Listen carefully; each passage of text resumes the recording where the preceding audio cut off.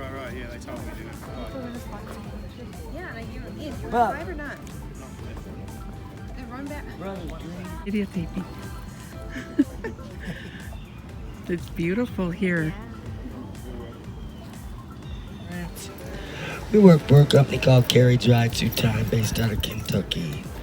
We're a separate contractor. A little bit about the Hermitage.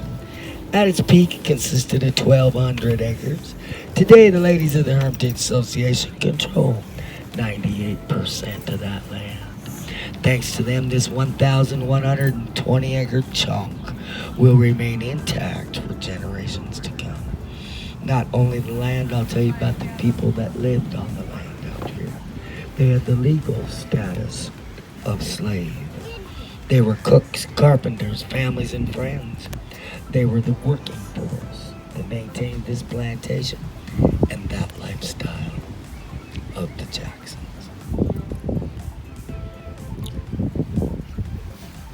So,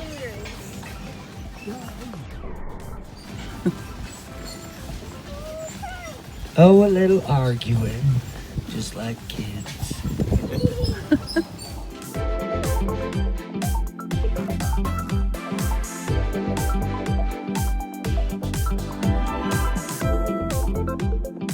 So even with everything against them, they did not arrange to create their own world. When it was separate, secret from the lives of the Jacksons. They had their own rations, gatherings, ceremonies, even their own underground trade and smuggling networks. The area we're crossing now is called the North Yard. Back then, this was the busiest place on the plantation. Today looks nothing like it did. There were more shade trees.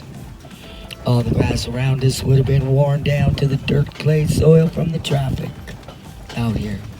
Lots of people working, wagons like this one crossing back and forth. Several open fires were burning with large pots hanging on them. Doing laundry, making soap, dipping candles, chopping wood, churning butter, butchering. All the everyday chores took place in the North Yard. We know 80% of the meat in their diet was pork. They added a little beef, chicken, and sheep. Most of the time, everyone ate pork. We estimate they would have had to butcher at least 300 hogs every year.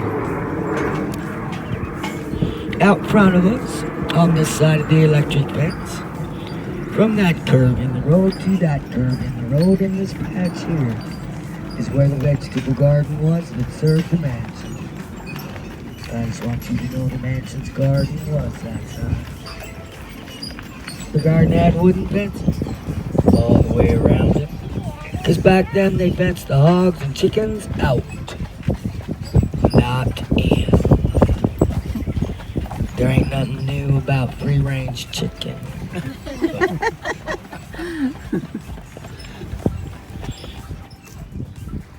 Grass is spot, shaped like a square out in this field of winter wheat, light green. See it? Y'all see it? Yeah. That's where the cotton gin sat. Once they got the gin up and running, it made it possible to clean 70 pounds of cotton every day. Quite a difference. We're looking at a 64-acre field here, folks.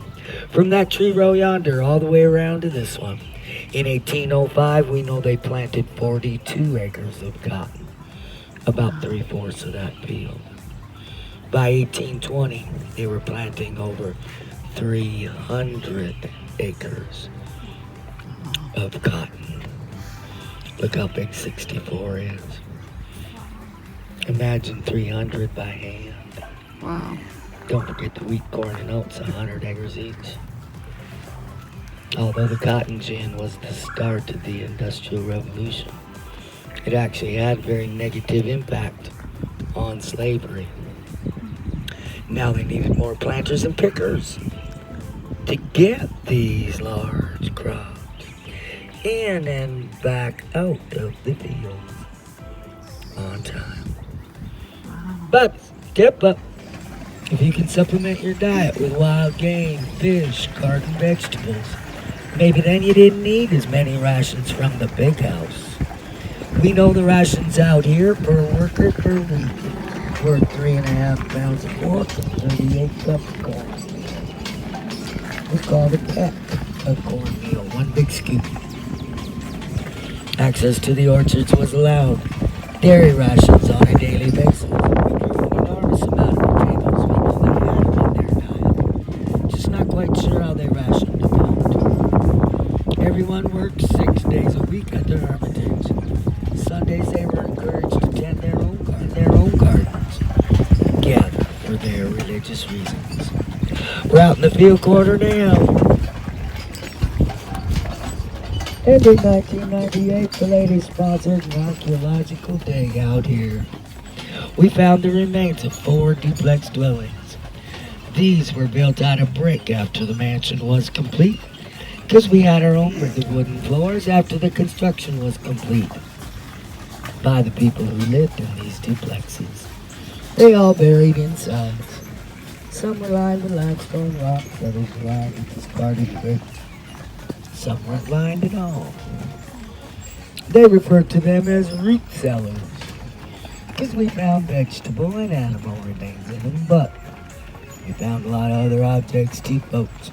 They're on display in the museum and bring up a third name for these clay pits. Hidey holes. We found slate and slate pencils. It was illegal for them to know how to read and write. We found the porcelain, head and hands, to a rag doll.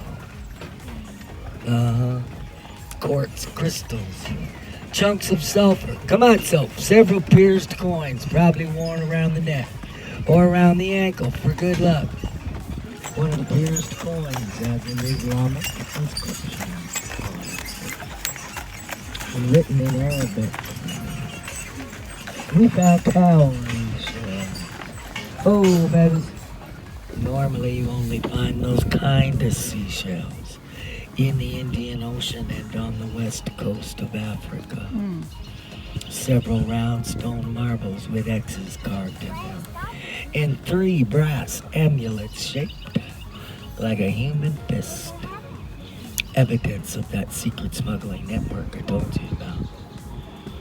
For hundreds of years, the slave routes went north by land across the continent of Africa to the Middle East, where they were then marketed out. This is where the Islamic influence came from. Once they built boats big enough to have a cargo area underneath, they marched them to the west coast and shipped them to the Middle East and the world. This is where the cowrie shells came from. Quartz crystals, chunks of sulfur. That's voodoo coming up through the Caribbean and New Orleans. These people survived the journey it took to get to this country, and then somehow came to the Hermitage and hid their prized possessions. And here they remained safe until 1998 when we found them. That's an incredible journey. We're sitting next to the field quarter spring now, just on the other side. Thousands of gallons of water come to the surface. Determines how rapid the boil. That stream continues down and runs past the spring that would have served the mansion. If you're able to walk to our spring house, I suggest you go a little farther down that path. You'll see a wooden bridge with this stream running under it and all that water.